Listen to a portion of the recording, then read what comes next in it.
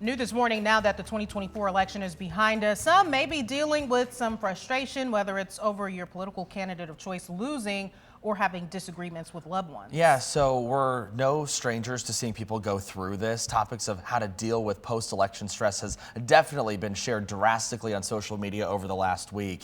13 on your side's Aaron Sullivan sitting down with a licensed psychologist at Mosaic Counseling in West Michigan. Aaron, tell us about what you learned about coping with post-election stress.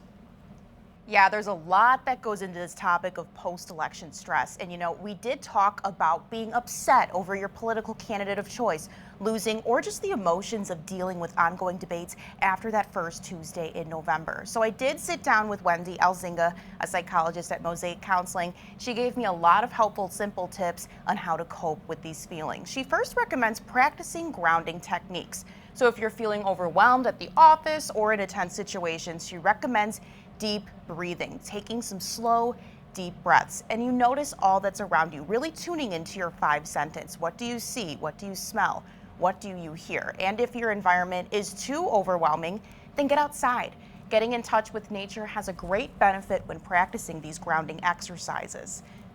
When they're starting to feel those feelings that kind of might mean that they're in a fight or flight state, like a racing heart or racing thoughts or just an edginess or just an inability to relax, you can kind of do those strategies on your own. And then we talk about other things you can do going forward to kind of help yourself go into a relaxed state. Wendy also encourages people to surround yourself with like-minded people, finding people who share the same values as you. This can help with shifting into what things you can do within the sphere of your control. She also encourages getting involved with helping others. Get involved with helping people with, get involved with the food pantry or helping the homeless in some way.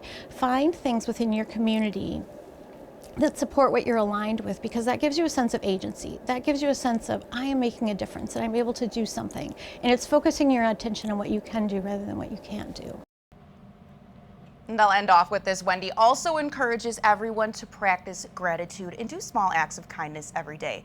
She points out that these small acts of kindness tend to do more for the person who's doing that act. In the newsroom, Aaron Sullivan, 13 on your side.